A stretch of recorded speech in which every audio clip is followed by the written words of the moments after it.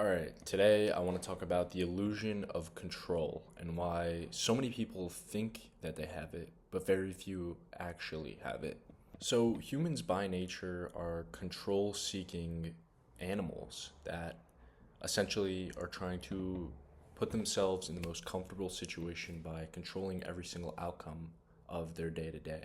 But the issue with this is that comfort is not the same as reality or truth. Think about how much of your day is spent planning the perfect outcomes and the perfect day for all of it to go wrong.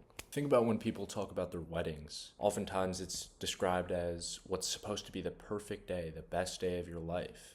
But more often than not, you hear about something going wrong. We constantly pour all our energy into things that we have zero control over for the illusion of safety, for the feeling of preparation. And ultimately, we don't even know what we're trying to control. My biggest takeaway from learning about control is that the rain doesn't stop for anyone. An illness doesn't occur when it's most convenient. Reality can disappoint. It can change. You will not expect it. Psychiatrist Carl Jung writes about this principle called enantiodromia. It's the idea that anything pushed to its extreme limits will inevitably become the opposite. And this is directly applicable to the idea of control. The more you try to convince yourself that you have control, the more chaotic your life may seem. In Jung's theory, he says that emotions that we build up over time don't just disappear. We push them down and they reveal themselves by operating in the shadows. These emotions you thought you pushed away are actually controlling you behind the scenes. For so long, I was afraid of posting on YouTube and telling people about my YouTube because I was afraid of people seeing it and being judged. I was trying to control this reality where my exposure on YouTube didn't exist. What I was doing was pushing down the feeling of wanting to put myself out there. I buried the idea of wanting to do YouTube, but it kept coming back to me in different forms. In my thoughts, in conversation, always thinking that it's something that I could do, but I just never really wanted to do it. It never left my mind though. And now that I've worked up the courage to do it, it feels like freedom, that I've let go of that idea of control, that I'm now controlling what I can control and not worried about the outcome. And I realized this resistance wasn't about YouTube itself. It was about control.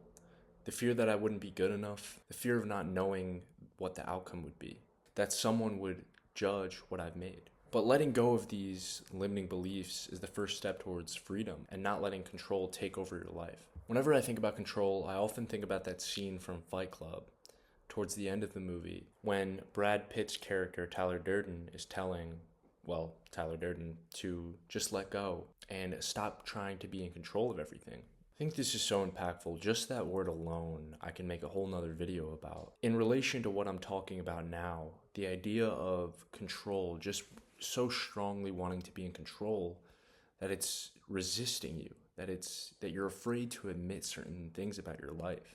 So I think it's just imperative to really fully let go of the things that you can't control and start to look inward about the things that you can. So how do we fix this? Jung answers this question by expressing that, like I said, it's about the things that you can control, the stuff that's on the inside, your actions, your emotions, and your thoughts. And this realization goes both ways. If external circumstances were never the issue, then waiting for the perfect moment is just another form of avoidance. Like I mentioned earlier, I was pushing off YouTube for so long, and I was waiting for the perfect moment. I was waiting for the right circumstances. But in reality, it would have never been good enough for me. It would have never been perfect in my mind. It still isn't perfect, but I'm doing it because I didn't want to be stuck in this loop of waiting for perfection. So in this, you can achieve freedom. But in my opinion, I don't view freedom as the absence of chaos. I view it as the absence for the need to eliminate chaos. The pursuit of control isn't strength, it's fear. Fear that if you loosen that grip on your control of reality, that it'll all fall apart. But reality falling apart was inevitable. So real freedom begins with releasing that, understanding that you have to begin before you're ready. Act without expecting a certain outcome. Post a YouTube video that's not perfect. Post it at an imperfect time. Start a business with no expectation of an outcome. The point is to just do it. The moment you stop holding so tightly onto these things, you'll start to see your life align in the ways that you want it to. Not because the world has become so predictable, but because the desire for it to be predictable is gone. I want to conclude by saying this.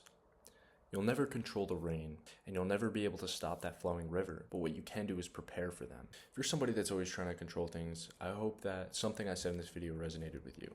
Thank you for watching.